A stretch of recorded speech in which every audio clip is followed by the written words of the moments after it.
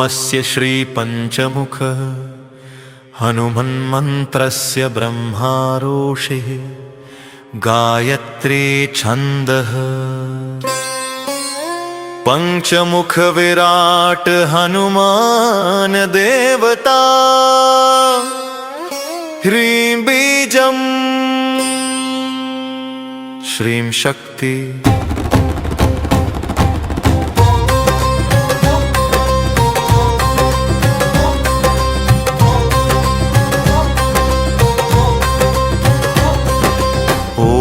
अस्य श्री पंचमुख हनुमन्मन्त्रस्य ब्रह्मारोषि गायत्री छन्दः। पंचमुख विराट हनुमान देवता ह्रीं बीजम् श्री शक्ति। क्रौकीलकं क्रूकवचं क्रयस्त्राय फट् इति दिग्बन्।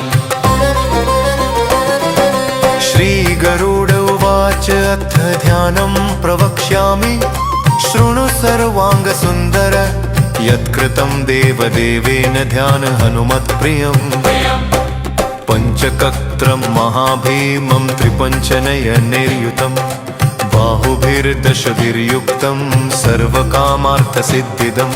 पूर्वतु वानरं वक्त्रं कोटिसूर्यसम्प्रभं दंष्ट्राकरालवदनं भ्रुकुटीकुटिलेक्षणम्। अस्यैव दक्षिणं वक्त्रं नारसिंहं महाद्भुतम्। अत्युग्रतेजोवपुष्पं भीषणनं भयनाशनं। पश्चिमं गारुडं वक्त्रं वक्रतुण्डं महाबलं सर्वनागप्रशमनं विषभूतादिकृन्तनम्। उत्तरं सौकरं वक्त्रं कृष्णं दीप्तं नभोपमम्। पातालसिंहवेतालज्वररोगादिकृन्तनम्। ऊर्ध्वं हयाननं घोरं दानवान्तकरं परं येन वक्त्रेण विप्रेन्द तारकाख्यमं महासुरम्। जगाल शरणं तस्यात् सर्वशत्रुहरं परम्। ध्यात्वा पंचमुखं रुद्रं हनुमन्तं दयानिधिं। खड्गं त्रिशूलं खट्वाङ्गं पाशमङ्कुशपर्वतं मुष्टिं कौमोदकीं वृक्षं धारयन्तं कमण्डलुम्। भिन्दिपालं ज्ञानमुद्रा दशभिर्मुनिपुङ्गवम्। एतान्यायुधजालानि धारयन्तं भजाम्यहम्। प्रेतासनोपविष्टं तं सर्वाभरणं भूषितं दिव्यमाल्याम्बरधरं दिव्यगन्धानुलेपनं सर्वाश्चर्यमयं देवं हनुमद्विश्वतोमुखम्। पञ्चास्यमच्युतमनेकविचित्रवर्णवक्त्रं शशाङ्कशखरं कपिराजवर्यम्। पीताम्बराद्रिं मुकुटैरूपशोभिताङ्गं पिङ्गक्षमाद्यमनिशं मनसा स्मरामि। मर्कतेशं महोत्राहं सर्वशत्रुहरः परं। शत्रुं संहर मा रक्ष श्रीमन्नपदमुद्धर। ॐ हरिमर्कटमर्केतु मन्त्रमिदं परिलिख्यति लिख्यति वामतले यदि नश्यति नश्यति शत्रुकुलं यदि मुञ्चति मुञ्चति वामलता। ॐ हरे मर्कटाय स्वाहा।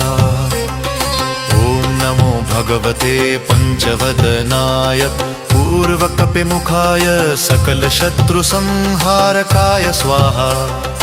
ॐ नमो भगवते पंचवदनाय दक्षिणमुखाय करालवदनाय नरसिंहाय सकलभूतप्रमथनाय स्वाहा।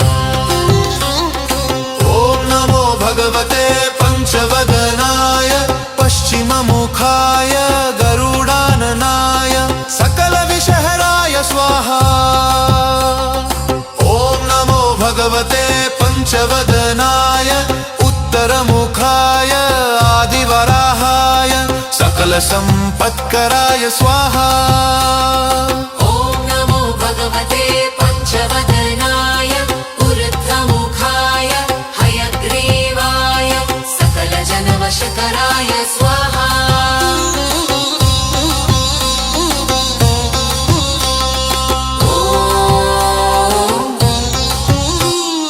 ॐ अस्य श्री श्रीपञ्चमुखी हनुमत्कवचस्तोत्रमन्त्रस्य श्रीरामचन्द्र ऋषिरनुष्टुपच्छन्द श्रीसीतारामचन्द्रो देवता हनुमानति बीजं वायुदेवता इति शक्ति श्रीरामचन्द्रावर प्रसाद सिद्ध्यर्थे जपे विनियोगः इति ऋष्यादिकं विन्नसेत ॐ अग्जनीसुताय अङ्गुष्ठाभ्यां नमः ॐ रुद्रमूर्तये तर्जनीभ्यां नमः ॐ वायुपुत्राय मध्यमाभ्यां नमः ॐ अग्निगर्भाय अनामिकाभ्यां नमः ॐ रामदूताय कनिष्ठिकाभ्यां नमः ॐ पञ्चमुख हनुमते करतलकरपृष्ठाभ्यां नमः ॐ अञ्जनीसुताय हृदयाय नमः ॐ रुद्रमूर्तये शिरसे स्वाहा ॐ वायुपुत्राय शिखायैव षट् ॐ अग्निगर्भाय कवचाय हम् ॐ रामदूताय नेत्रत्रयाय वो षट् ॐ पञ्चमुख हनुमते अस्त्राय फट् पञ्चमुख हनुमते अस्त्राय फट् पञ्चमुख हनुमते स्वाहा इति दिग्बन्धन् वन्दे वानरनारसिंहखगराक्रोडाश्ववक्त्रान्वितं दिव्यालङ्करनं त्रिपञ्चनयनं दीप्यमानं रुचा हस्ताब्जैरसिखेटपुस्तकसुधा कुम्भाङ्कुशाद्रिं हलं खट्वाङ्गं फणिभूरुहं दशभुजं सर्वरिवीरापहम् ॐ श्रीरामदूताय आञ्जनेयाय वायुपुत्राय महाबलपराक्रमाय सीता दुःखनिवारणाय लङ्कादहनकारणाय महाबलप्रचण्डाय फाल्गुनसखाय कोलाहलसकलब्रह्माण्ड विश्वरूपाय सप्तसमुद्रनिर्लङ्घनाय पिङ्गलनयनाय अमितविक्रमाय सूर्यबिम्बफलसेवनाय दुष्टनिवारणाय दृष्टिनिरालङ्कृताय सञ्जीविनी सञ्जीविताङ्गद लक्ष्मण महाकपिसैन्यप्राणदाय दशकण्ठविध्वंसनाय रामेष्टाय महाफाल्गुनसखाय सीतासहित रामवरप्रदाय षट्प्रयोगागम पञ्चमुखवीर हनुमन्मन्त्रजपे विनियोगः ॐ हरिमर्कटमर्कटाय बं बं बं बं बं बं वो षट् स्वाहा ॐ हरिमर्कटमर्कटाय फं फं फं फं फं फट् स्वाहा ॐ हरिमर्कटमर्कटाय खें खें खें खें खेमार्णाय स्वाहा ॐ हरिमर्कटमर्कटाय लुं लुं लुं लुलुं आकर्षित सकल सम्पत्कराय स्वाहा ॐ हरिमर्कटमर्कटाय धन धन धन धन धन शत्रुस्तम्भनाय स्वाहा ॐ टन् टन् टन् टन् टं कूर्ममूर्तये पञ्चमुखवीर हनुमते परयन्त्र परतन्त्रोच्चाटनाय स्वाहा ॐ कं खं गं घं चं चं जं झं टन् टन् डन् डन् टन् डन् तन् थन् दन् धं भं पं फं भं भं भं यं रलं वं शं शं समं लं शं स्वाहा इति दिग्बन्धः ॐ पूर्वकपिमुखाय पञ्चमुख हनुमते टन् टन् टन् टन् टन् टन् टन् सकलशत्रुसंहरणाय स्वाहा ॐ दक्षिणमुखाय पञ्चमुख हनुमते करालवदनाय नरसिंहाय ॐ ह्रीं ह्रीं ह्रीं ह्रूं ह्रीः सकलभूतप्रेतदमनाय स्वाहा ॐ पश्चिममुखाय गरुडाननाय पञ्चमुख हनुमते मं मं मं मं मं मं सकलविषहराय स्वाहा ॐ उत्तरमुखाय आदिवराहाय लल्लल्लल्लल्लं नृसिंहाय नीलकण्ठमूर्तये पञ्चमुख हनुमते स्वाहा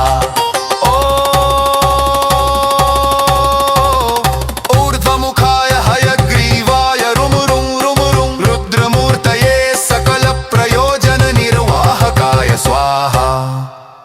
ॐ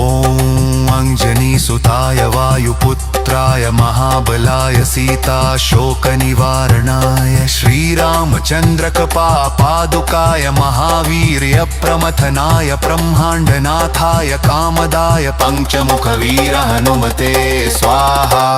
भूतप्रेत पिशाच ब्रह्म राक्षस शाकिनीडाकिन्यन्तरिक्षग्रह परयन्त्र परतन्त्रोच्चाटनाय स्वाहा। सकल प्रयोजन निर्वाहकाय पञ्चमुखवीर हनुमते श्रीरामचन्द्र वरप्रसादाय जं जं जं जं स्वाहा।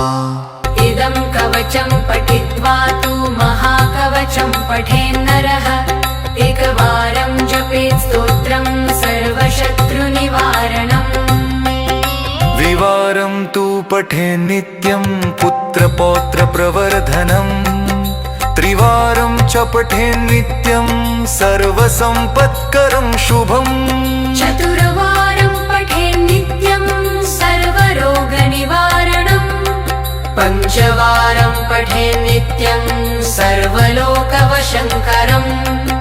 षडारं च पठेन् नित्यं सर्वदेववशङ्करम्।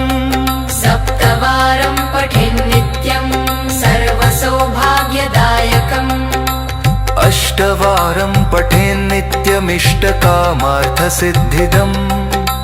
नववारं पठेन् नित्यं राजभोगमवाप्नुयात्। दशवारं पठेन् नित्यं त्रैलोक्यज्ञानदर्शनम्।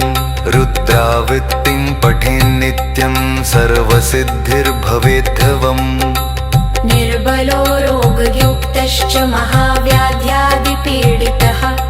कवचस्मरणेनैव महाबलमवाप्नुयात्। इति सुदर्शनसंहितायां श्रीरामचन्द्रसीता प्रोक्तम्। ह्रीं बीजम् श्रीं शक्ति।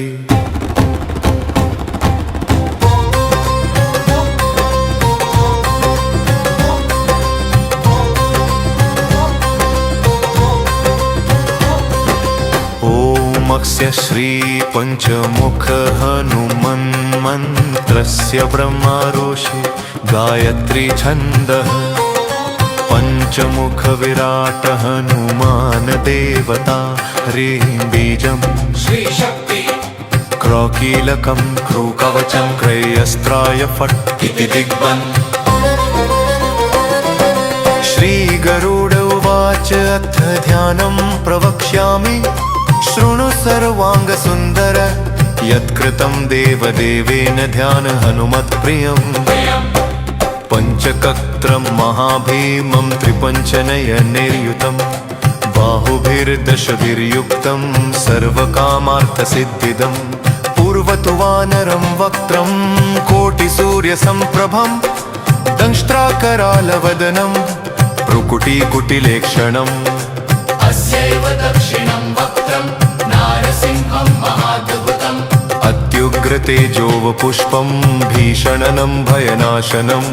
पश्चिमं गारुडं वक्त्रं वक्रतुण्डं महाबलं सर्वनागप्रशमनं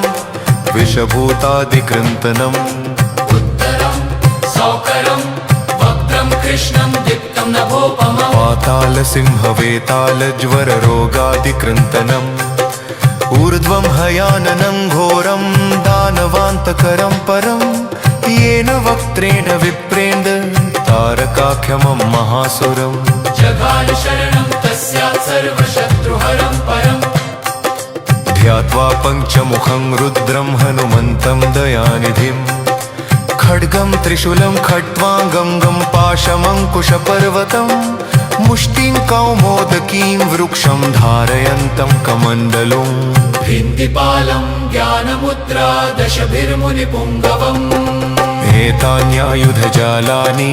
धारयन्तं भजाम्यहम्। प्रेतासनोपविष्टं तं सर्वाभरणं भूषितं।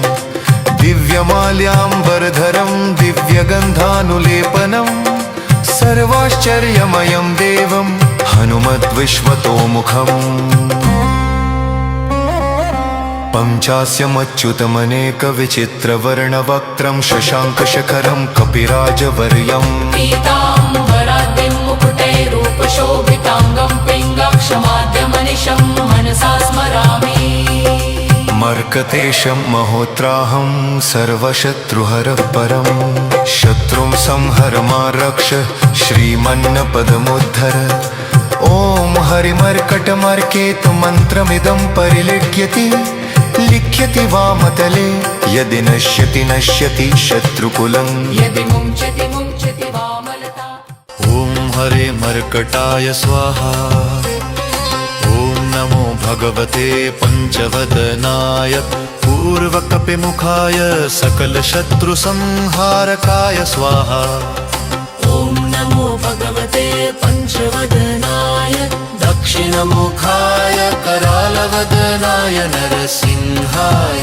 सकलभूतप्रमथनाय स्वाहा ॐ नमो भगवते पञ्चवदनाय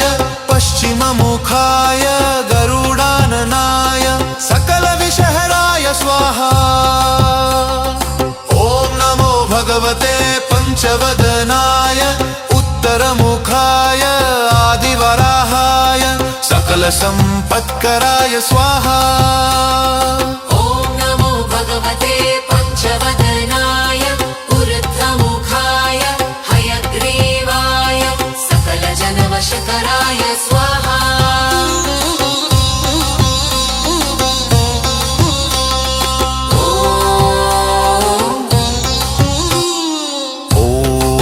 स्य श्री पंचमुखी हनुमत्कवच स्तोत्रमन्त्रस्य श्रीरामचन्द्र ऋषिरनुष्टुप् श्री सीतारामचन्द्रो देवता हनुमानदिबीजं वायुदेवता इति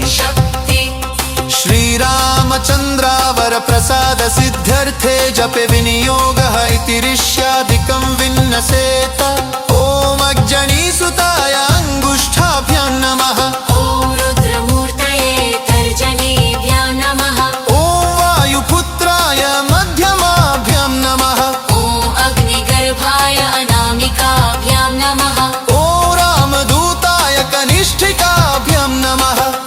पंचमुख हनुमते करतल कर पृष्ठाभ्यां नमः ॐ अञ्जनीसुताय हृदयाय नमः ॐ रुद्रमूर्तये शिरसे स्वाहा ॐ वायुपुत्राय शिखायै वषट् ॐ अग्निगर्भाय कवचाय हम् ॐ रामदूताय नेत्रत्रयाय वोषट् ॐ पंचमुख हनुमते अस्त्राय फट् पंचमुख हनुमते अस्त्राय फट् पंचमुख हनुमते स्वाहा इति दिग्बन्धन् वन्दे वानरनारसिंहखगराक्रोडाश्ववक्त्रान्वितं दिव्यालङ्करनं त्रिपञ्चनयनं देदीप्यमानं रुचा हस्ताब्जैरसिखेटपुस्तकसुधा कुम्भाङ्कुशाद्रिं हलं खट्वाङ्गं फणिभूरुहं दशभुजं सर्वरिवीरापहम् ॐ श्रीरामदूताय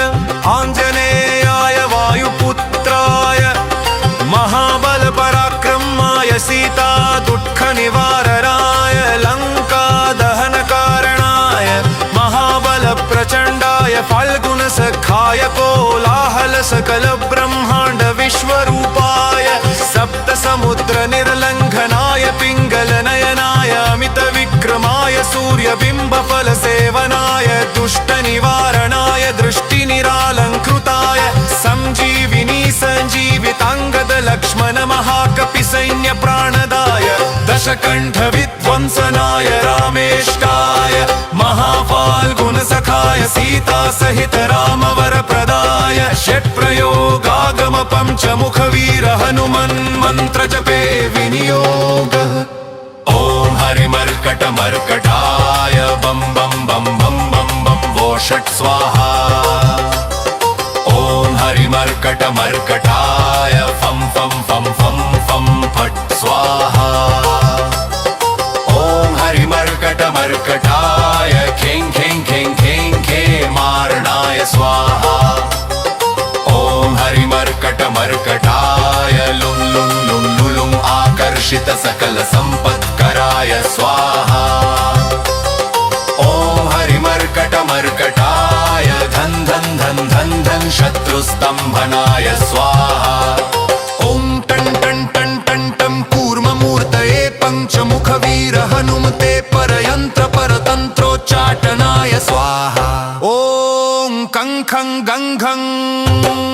चं चं जं झं टं टं डं डं टं डं तं थं दं धं भं पं फं भं भं भं यं रलं वं शं शं समं लं शं स्वाहा इति दिग्बन्धः ॐ पूर्वकपिमुखाय पञ्चमुख हनुमते टं टं टं टं टं टं टं सकलशत्रुसंहरणाय स्वाहा ॐ दक्षिणमुखाय पञ्चमुख हनुमते करालवदनाय नरसिंहाय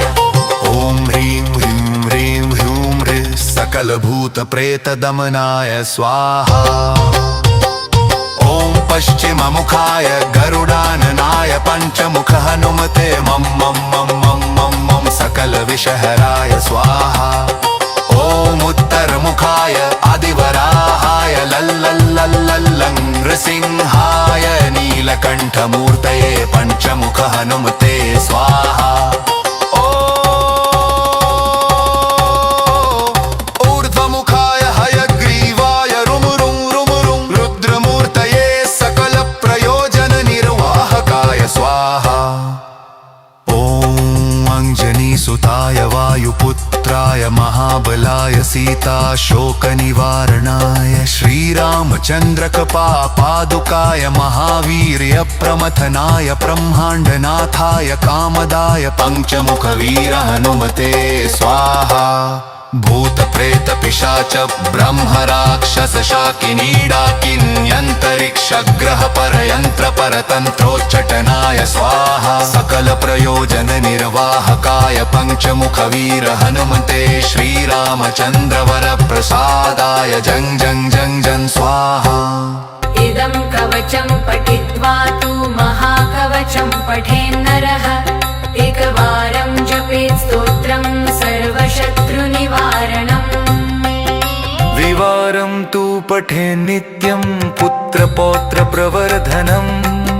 त्रिवारं च पठेन् नित्यं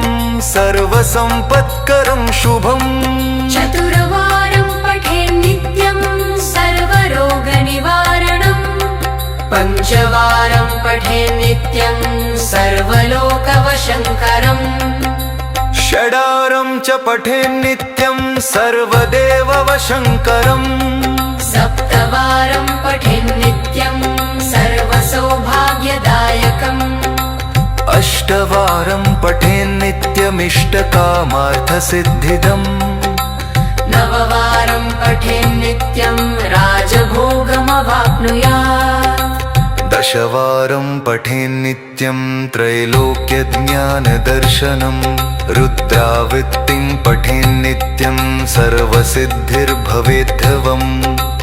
निर्बलो रोगयुक्तश्च महाव्याध्यादिपीडितः कवचस्मरणेनैव महाबलमवाप्नुयात् इति सुदर्शनसंहितायां श्रीरामचन्द्रसीता प्रोक्तम् ह्रीं बीजम् श्रीं शक्ति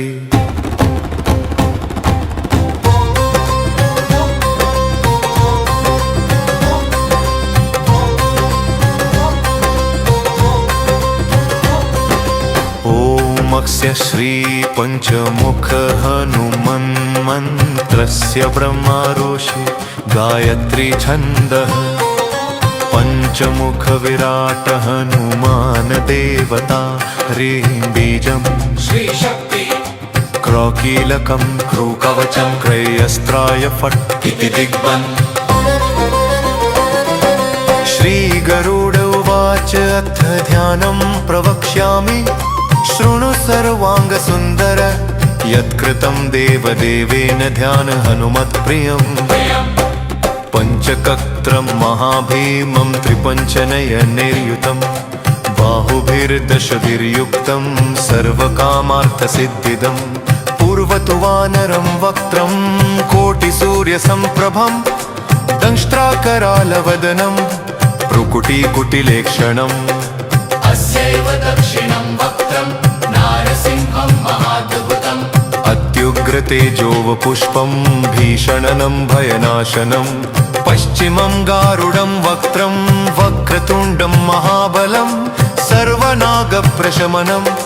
विषभूतादिकृन्तनम् उत्तरं सौकरं वक्त्रं कृष्णं दीप्तं नभोपमम् पातालसिंहवेतालज्वररोगादिकृन्तनम् ऊर्ध्वं हयाननं घोरं दानवान्तकरं परं येन वक्त्रेण विप्रेन्द तारकाख्यमं महासुरम् जघान शरणं तस्यात् सर्वशत्रुहरं परम् ध्यात्वा पञ्चमुखं रुद्रं हनुमन्तं दयानिधिं खड्गं त्रिशूलं खट्वाङ्गं पाशमङ्कुशपर्वतं मुष्टिं कौमोदकीं वृक्षं धारयन्तं कमण्डलुम् भिन्दिपालं ज्ञानमुद्रा दशभिर्मुनिपुङ्गवम् एतान्यायुधजालानि धारयन्तं भजाम्यहं प्रेतासनोपविष्टं तं सर्वाभरणं भूषितं दिव्यमाल्याम्बरधरं दिव्यगन्धानुलेपनं सर्वाश्चर्यमयं देवं हनुमद्विश्वतोमुखम्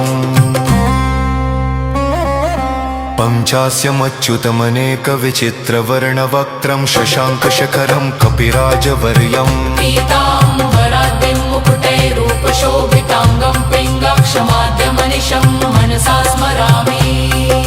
मर्कतेशं महोत्राहं सर्वशत्रुहरः परं शत्रुं संहर मा रक्ष श्रीमन्नपदमुद्धर ॐ हरिमर्कटमर्केतु मन्त्रमिदं परिलिख्यति लिख्यति वामतले यदि नश्यति नश्यति शत्रुकुलं यदि मुञ्चति मुञ्चति वामलता ॐ हरे मर्कटाय स्वाहा ॐ नमो भगवते पञ्चवदनाय पूर्वकपिमुखाय सकलशत्रुसंहारकाय स्वाहा ॐ नमो भगवते पञ्चवदनाय दक्षिणमुखाय करालवदनाय नरसिंहाय सकलभूतप्रमथनाय स्वाहा ॐ नमो भगवते पञ्चवदनाय पश्चिममुखाय गरुडाननाय सकलविषहराय स्वाहा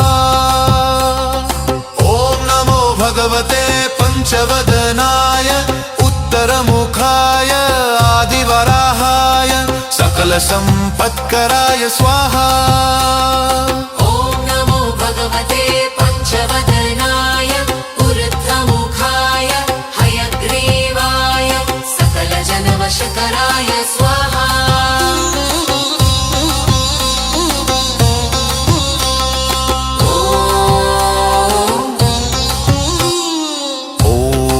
स्य श्रीपञ्चमुखी हनुमत्कवचस्तोत्रमन्त्रस्य श्रीरामचन्द्र ऋषिरनुष्टुपच्छन्द श्रीसीतारामचन्द्रो देवता हनुमानदिबीजं वायुदेवता इति शक्ति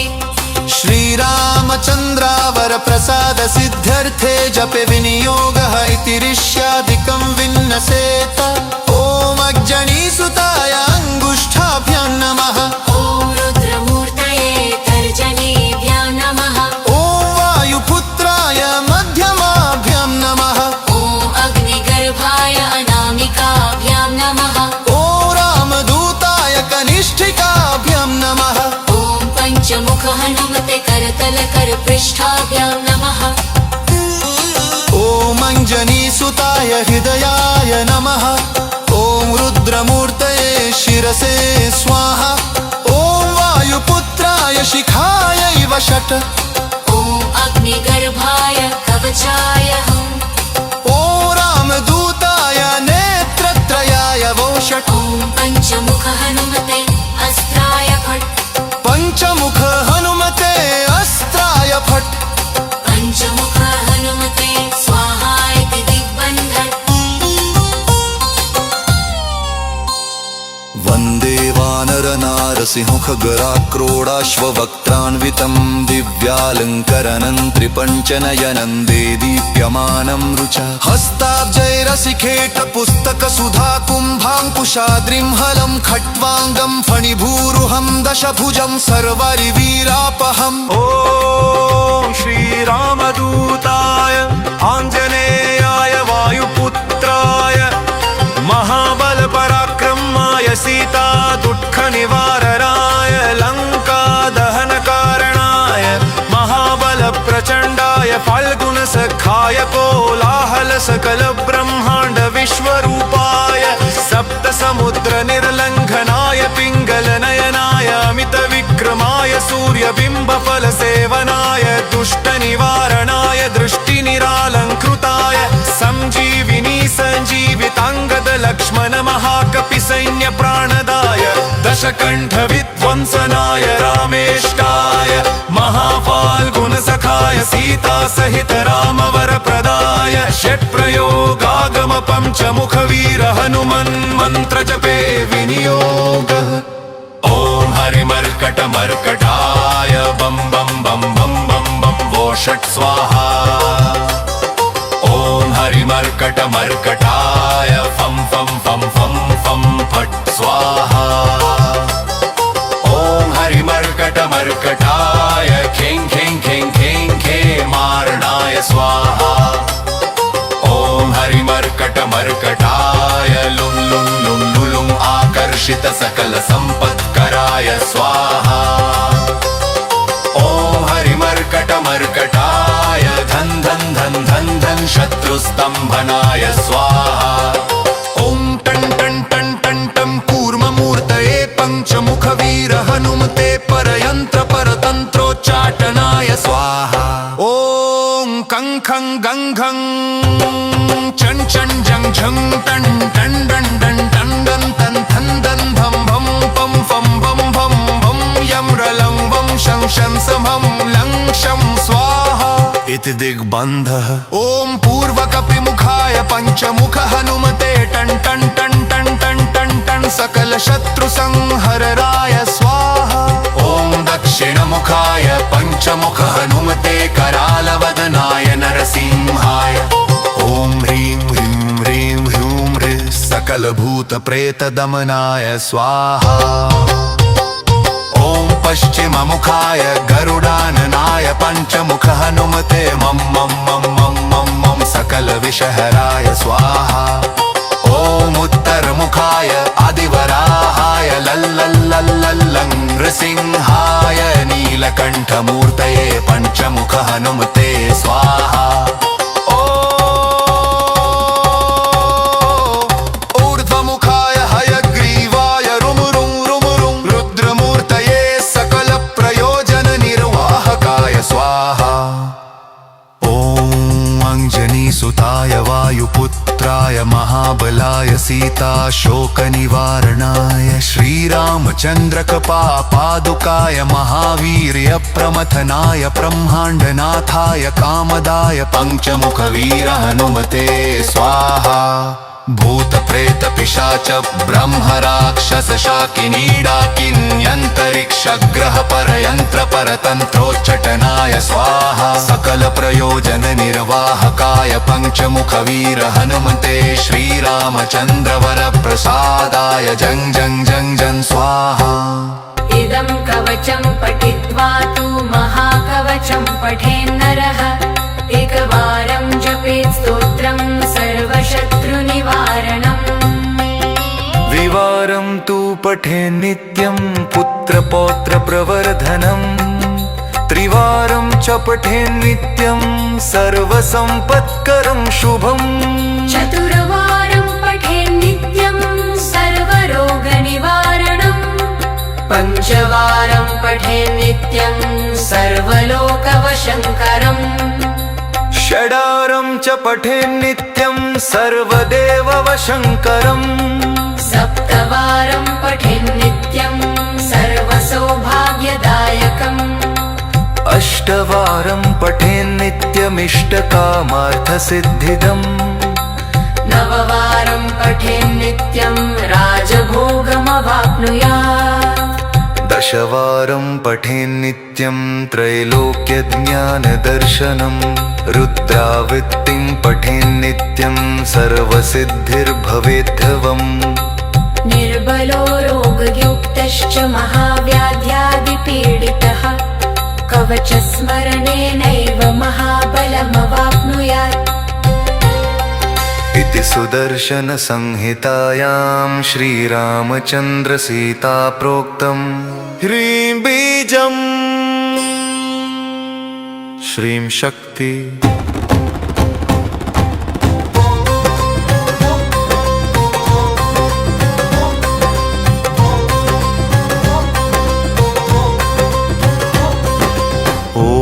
स्य श्री पंचमुख हनुमन्मन्त्रस्य ब्रह्मऋषि गायत्री छन्दः पंचमुख विराट हनुमान देवता ह्रीं बीजं श्री शक्ति क्रौकीलकं क्रूकवचं क्रयस्त्राय फट् इति दिग्बन्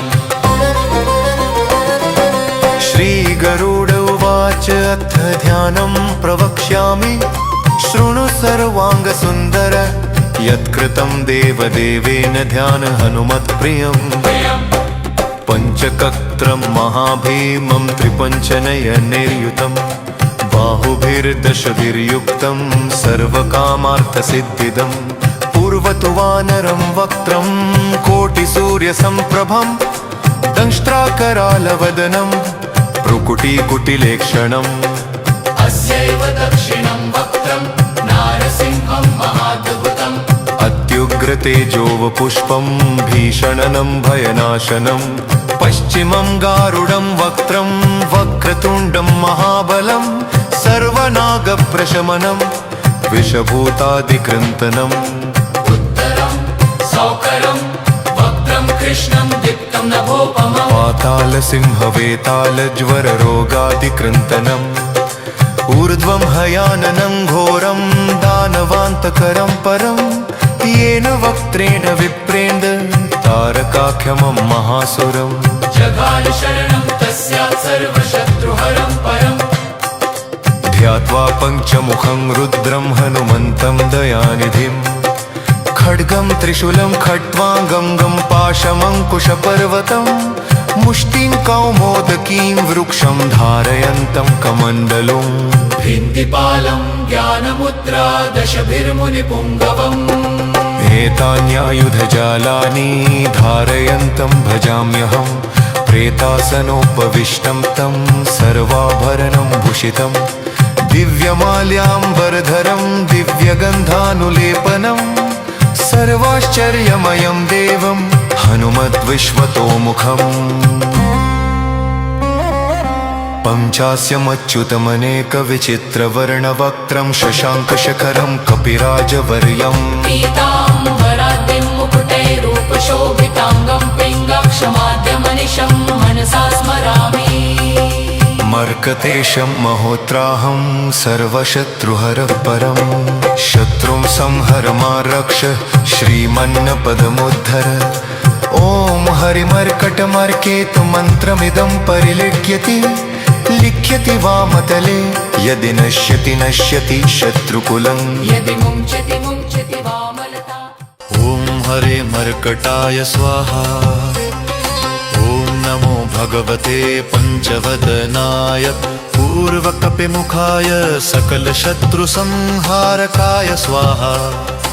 ॐ नमो भगवते पञ्चवदनाय दक्षिणमुखाय करालवदनाय नरसिंहाय सकलभूतप्रमथनाय स्वाया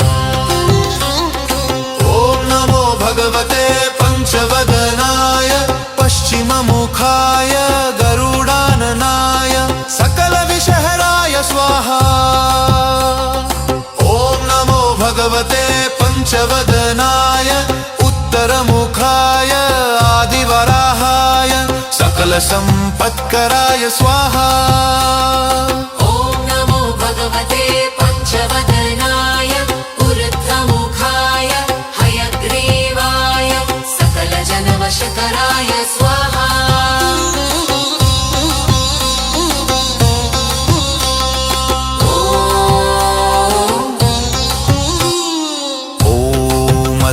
श्रीपञ्चमुखी हनुमत्कवचस्तोत्रमन्त्रस्य श्रीरामचन्द्र ऋषिरनुष्टुप्छन्द श्रीसीतारामचन्द्रो देवता हनुमानति बीजं वायुदेवता इति श्रीरामचन्द्रावर प्रसाद सिद्ध्यर्थे जपे विनियोगः इति ऋष्यादिकं विन्नसेत ॐ अग्जनीसुताय अङ्गुष्ठाभ्यां नमः ॐ रुद्रमूर्तये तर्जनीभ्यां नमः ॐ वायुपुत्राय मध्यमाभ्यां नमः ॐ अग्निगर्भाय अनामिकाभ्यां नमः ॐ रामदूताय कनिष्ठिकाभ्यां नमः ॐ पञ्चमुख हनुमते करतलकरपृष्ठाभ्यां नमः ॐ अञ्जनीसुताय हृदयाय नमः ॐ रुद्रमूर्तये शिरसे स्वाहा ॐ वायुपुत्राय शिखायै वषट् ॐ अग्निगर्भाय कवचाय हुम् ॐ रामदूताय नेत्रत्रयाय वौषट् ॐ पञ्चमुख हनुमते अस्त्राय फट् पञ्चमुख हनुमते अस्त्राय फट् पञ्चमुख हनुमते स्वाहा इति दिग्बन्धन् वन्दे वानरनारसिंहखगराक्रोडाश्ववक्त्रान्वितं दिव्यालङ्करनं त्रिपञ्चनयनं दीप्यमानं रुचा हस्ताब्जैरसिखेटपुस्तकसुधा कुम्भाङ्कुशाद्रिं हलं खट्वाङ्गं फणिभूरुहं दशभुजं सर्वरिवीरापहम् ॐ श्रीरामदूताय आञ्जनेयाय वायुपुत्राय महाबलपराक्रमाय सीता दुःखनिवारणाय लङ्कादहनकारणाय महाबलप्रचण्डाय फाल्गुनसखाय कोलाहलसकलब्रह्माण्ड विश्वरूपाय सप्तसमुद्रनिर्लङ्घनाय पिङ्गलनयनाय अमितविक्रमाय सूर्यबिम्बफलसेवनाय दुष्टनिवारणाय दृष्टिनिरालङ्कृताय सञ्जीविनी सञ्जीविताङ्गद लक्ष्मण महाकपिसैन्यप्राणदाय दशकण्ठविध्वंसनाय रामेष्टाय महाफाल्गुनसखाय सीतासहित रामवरप्रदाय षट्प्रयोगागम पञ्चमुखवीर हनुमन्मन्त्रजपे विनियोगः ॐ हरिमर्कटमर्कटाय बं बं बं बं बं बं वो षट् स्वाहा ॐ हरिमर्कटमर्कटाय फं फं फं फं फं फट् स्वाहा ॐ हरिमर्कटमर्कटाय खें खें खें खें खेमारणाय स्वाहा ॐ हरिमर्कटमर्कटाय लुं लुं लुं लुलुं आकर्षित सकल सम्पत्कराय स्वाहा ॐ हरिमर्कटमर्कटाय धन धन धन धन धन शत्रुस्तम्भनाय स्वाहा ॐ टं टं टं टं टं कूर्ममूर्तये पञ्चमुखवीर हनुमते परयन्त्र परतन्त्रोच्चाटनाय स्वाहा ॐ कं खं गं घं चं चं जं झं टं टं डं डं टं डं तं थं दं धं भं पं फं भं भं भं यं रलं वं शं शं समं लं शं स्वाहा इति दिग्बन्धः ॐ पूर्वकपिमुखाय पञ्चमुख हनुमते टं टं टं टं टं टं टं सकलशत्रुसंहरणाय स्वाहा ॐ दक्षिणमुखाय पञ्चमुख हनुमते करालवदनाय नरसिंहाय ॐ ह्रीं ह्रीं ह्रीं ह्रूं ह्रीं सकलभूतप्रेतदमनाय स्वाहा ॐ पश्चिममुखाय गरुडाननाय पञ्चमुख हनुमते मं मं मं मं मं मं सकलविषहराय स्वाहा ॐ उत्तरमुखाय आदिवराहाय लल्लल्लल्लल्लं नृसिंहाय नीलकण्ठमूर्तये पञ्चमुख हनुमते स्वाहा ऊर्ध्वमुखाय हयग्रीवाय रुं रुं रुं रुं रुद्रमूर्तये सकलप्रयोजननिर्वाहकाय स्वाहा ॐ अञ्जनीसुताय वायुपुत्राय महाबलाय सीता शोकनिवारणाय श्रीरामचन्द्रकपादुकाय महावीर्य प्रमथनाय ब्रह्माण्डनाथाय कामदाय पञ्चमुखवीर हनुमते स्वाहा भूत प्रेत पिशाच ब्रह्म राक्षस शाकिनी डाकिन्यन्तरिक्ष ग्रह परयन्त्र परतन्त्रोच्चाटनाय स्वाहा सकल प्रयोजन निर्वाहकाय पञ्चमुखवीर हनुमते श्रीरामचन्द्र वर प्रसादाय जं जं जं जं स्वाहा इदं कवचं पठित्वा तु महाकवचं पठेन्नरः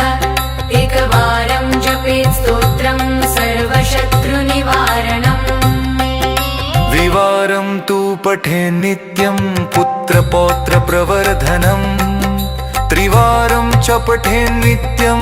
सर्वसम्पत्करं शुभम् चतुर्वारं पठेन् नित्यं सर्वरोगनिवारणम् पञ्चवारं पठेन् नित्यं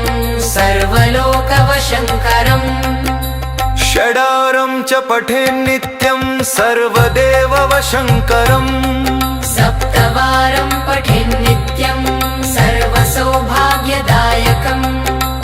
अष्टवारं पठेन् नित्यमिष्टकामार्थसिद्धिदम् नववारं पठेन् नित्यं राजभोगमवाप्नुयात् दशवारं पठेन् नित्यं त्रैलोक्यज्ञानदर्शनम् रुद्रावृत्तिं पठेन् नित्यं सर्वसिद्धिर्भवेद्धवम्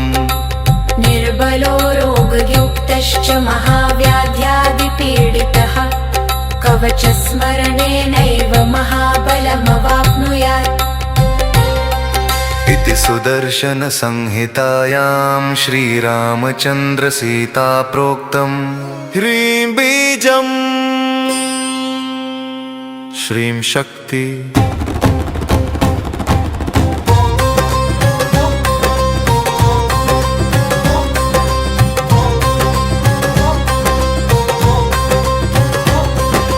ओमस्य श्री पंचमुख हनुमन्मन्त्रस्य ब्रह्मारोषे गायत्री छन्दः पंचमुख विराट हनुमान देवता ह्रीं बीजम् श्री शक्ति क्रौकीलकं क्रूकवचं क्रयस्त्राय फट् इति दिग्बन् श्रीगरुड उवाच अथ ध्यानं प्रवक्ष्यामि शृणु सर्वाङ्गसुन्दर यत्कृतं देवदेवेन ध्यान हनुमत्प्रियम् पञ्चकत्रं महाभीमं त्रिपञ्चनयनैर्युतं बाहुभिर्दशभिर्युक्तं सर्वकामार्थसिद्धिदम् पूर्वतु वानरं वक्त्रं कोटिसूर्यसम्प्रभं दंष्ट्राकरालवदनं भ्रुकुटीकुटिलेक्षणम् अस्यैव दक्षिणं वक्त्रं नारसिंहं महाद्भुतम् अत्युग्रतेजोवपुष्पं भीषणनं भयनाशनं पश्चिमं गारुडं वक्त्रं वक्रतुण्डं महाबलं सर्वनागप्रशमनं विषभूतादिकृन्तनम् उत्तरं सौकरं वक्त्रं कृष्णं दीप्तं नभोपमम् पातालसिंहवेतालज्वररोगादिकृन्तनम् ऊर्ध्वं हयाननं घोरं दानवान्तकरं परं येन वक्त्रेण विप्रेन्द तारकाख्यमं महासुरम् जघानुशरणं तस्यात् सर्वशत्रुहरं परम् ध्यात्वा पञ्चमुखं रुद्रं हनुमन्तं दयानिधिं खड्गं त्रिशूलं खट्वाङ्गं पाशमङ्कुशपर्वतं मुष्टिं कौमोदकीं वृक्षं धारयन्तं कमण्डलुम् भिन्तिपालं ज्ञानमुद्रा दशभिर्मुनिपुङ्गवम् एतान्यायुधजालानि धारयन्तं भजाम्यहं प्रेतासनोपविष्टं तं सर्वाभरणं भूषितं दिव्यमाल्याम्बरधरं दिव्यगन्धानुलेपनं सर्वाश्चर्यमयं देवं हनुमद्विश्वतोमुखम् पञ्चास्यमच्युतमनेकविचित्रवर्णवक्त्रं शशाङ्कशखरं कपिराजवर्यम् पीताम्बराद्रिं मुकुटैरूपशोभिताङ्गं पिङ्ग मनसा स्मरामि मर्कतेशं महोत्राहं सर्वशत्रुहरः परं शत्रुं संहर मा रक्ष श्रीमन्नपदमुद्धर ॐ हरिमर्कटमर्केतु मन्त्रमिदं परिलिख्यति लिख्यति वामतले यदि नश्यति नश्यति शत्रुकुलं यदि मुञ्चति मुञ्चति वामलता ॐ हरे मर्कटाय स्वाहा ॐ नमो भगवते पञ्चवदनाय पूर्वकपिमुखाय सकलशत्रुसंहारकाय स्वाहा ॐ नमो भगवते पञ्चवदनाय दक्षिणमुखाय करालवदनाय नरसिंहाय सकलभूतप्रमथनाय स्वाहा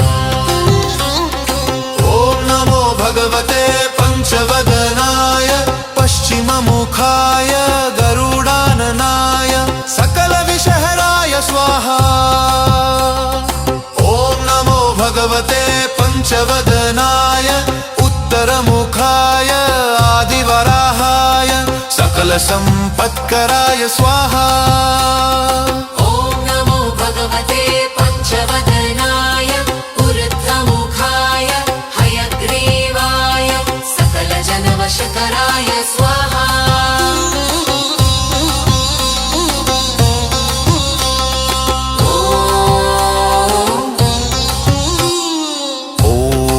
स्य श्रीपञ्चमुखी हनुमत्कवचस्तोत्रमन्त्रस्य श्रीरामचन्द्र ऋषिरनुष्टुपच्छन्द श्रीसीतारामचन्द्रो देवता हनुमानदिबीजं वायुदेवता इति श्रीरामचन्द्रावरप्रसादसिद्ध्यर्थे जपे विनियोगः इति ऋष्यादिकं विन्नसेत ॐ अग्जनीसुताय अङ्गुष्ठाभ्यां नमः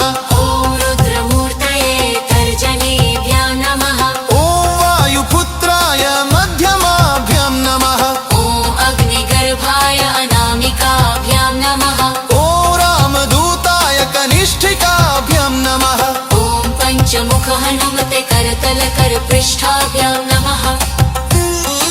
ॐ अञ्जनीसुताय हृदयाय नमः ॐ रुद्रमूर्तये शिरसे स्वाहा ॐ वायुपुत्राय शिखायैव षट् ॐ अग्निगर्भाय कवचाय हम् ॐ रामदूताय नेत्रत्रयाय वो षट् ॐ पञ्चमुख हनुमते अस्त्राय फट् पञ्चमुख हनुमते अस्त्राय फट् पञ्चमुख हनुमते स्वाहा इति दिग्बन्धन् वन्दे वानरनारसिंहखगराक्रोडाश्ववक्त्रान्वितं दिव्यालङ्करनं त्रिपञ्चनयनं देदीप्यमानं रुचा हस्ताब्जैरसिखेटपुस्तकसुधा कुम्भाङ्कुशाद्रिं हलं खट्वाङ्गं फणिभूरुहं दशभुजं सर्वरिवीरापहम् ॐ श्रीरामदूताय आञ्जनेयाय वायुपुत्राय महाबलपराक्रमाय सीता दुःखनिवारणाय लङ्कादहनकारणाय महाबलप्रचण्डाय फाल्गुनसखाय कोलाहलसकलब्रह्माण्ड विश्वरूपाय सप्तसमुद्रनिर्लङ्घनाय पिङ्गलनयनाय अमितविक्रमाय सूर्यबिम्बफलसेवनाय दुष्टनिवारणाय दृष्टिनिरालङ्कृताय सञ्जीविनी सञ्जीविताङ्गद लक्ष्मण महाकपिसैन्यप्राणदाय दशकण्ठविध्वंसनाय रामेष्टाय महाफाल्गुनसखाय सीतासहित रामवरप्रदाय षट्प्रयोगागम पञ्चमुखवीर हनुमन्मन्त्रजपे विनियोगः ॐ हरिमर्कटमर्कटाय बं बं बं बं बं बं वो षट् स्वाहा ॐ हरिमर्कटमर्कटाय फं फं फं फं फं फट् स्वाहा ॐ हरिमर्कटमर्कटाय खें खें खें खें खेमार्णाय स्वाहा ॐ हरिमर्कटमर्कटाय लुं लुं लुं लुलुं आकर्षित सकल सम्पत्कराय स्वाहा ॐ हरिमर्कटमर्कटाय धन धन धन धन धन शत्रुस्त शत्रुस्तम्भनाय स्वाहा ॐ टं टं टं टं टं कूर्ममूर्तये पञ्चमुखवीर हनुमते परयन्त्र परतन्त्रोच्चाटनाय स्वाहा ॐ कं खं गं घं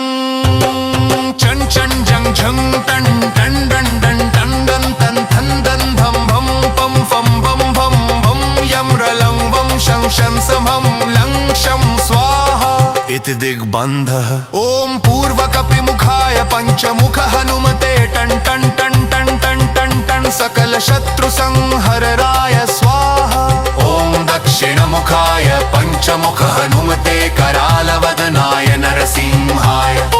ॐ ह्रीं ह्रीं ह्रीं ह्रूं ह्रीं सकलभूतप्रेतदमनाय स्वाहा ॐ पश्चिममुखाय गरुडाननाय पञ्चमुख हनुमते मं मं मं मं मं मं सकलविषहराय स्वाहा ॐ उत्तरमुखाय आदिवराहाय लल्लल्लल्लल्लं नृसिंहाय नीलकण्ठमूर्तये पञ्चमुख हनुमते स्वाहा ऊर्ध्वमुखाय हयग्रीवाय रुं रुं रुं रुं रुद्रमूर्तये सकलप्रयोजननिर्वाहकाय स्वाहा ॐ अञ्जनीसुताय वायुपुत्राय महाबलाय सीताशोकनिवारणाय श्रीरामचन्द्रकृपापादुकाय महावीर्यप्रमथनाय ब्रह्माण्डनाथाय कामदाय पञ्चमुखवीर हनुमते स्वाहा भूतप्रेतपिशाच ब्रह्मराक्षसशाकिनीडाकिन्यन्तरिक्षग्रह परयन्त्र परतन्त्रोच्चटनाय स्वाहा सकलप्रयोजननिर्वाहकाय पञ्चमुखवीर हनुमते श्रीरामचन्द्रवरप्रसादाय जं जं जं जं स्वाहा इदं कवचं पठित्वा तु महाकवचं पठेन्नरः एकवारं जपेत् स्तोत्रं सर्वशत्रुनिवारणम् द्विवारं तु पठेन् नित्यं पुत्रपौत्रप्रवर्धनम् त्रिवारं च पठेन् नित्यं सर्वसम्पत्करं शुभम् चतुर्वारं पठेन् नित्यं सर्वरोगनिवारणम् पञ्चवारं पठेन् नित्यं सर्वलोकवशङ्करम् षडारं च पठेन् नित्यं सर्वदेववशङ्करम् सप्तवारं पठेन् नित्यं सर्वसौभाग्यदायकम् अष्टवारं पठेन् नित्यमिष्टकामार्थसिद्धिदम् नववारं पठेन् नित्यं राजभोगमवाप्नुयात् दशवारं पठेन् नित्यं त्रैलोक्यज्ञानदर्शनम् रुद्रावृत्तिं पठेन् नित्यं सर्वसिद्धिर्भवेद्धवम् निर्बलो रोगयुक्तश्च महाव्याध्यादिपीडितः कवचस्मरणेनैव महाबलमवाप्नुयात् इति सुदर्शनसंहितायां श्रीरामचन्द्रसीताप्रोक्तम् श्रीपञ्चमुखहनुमत्कवचम्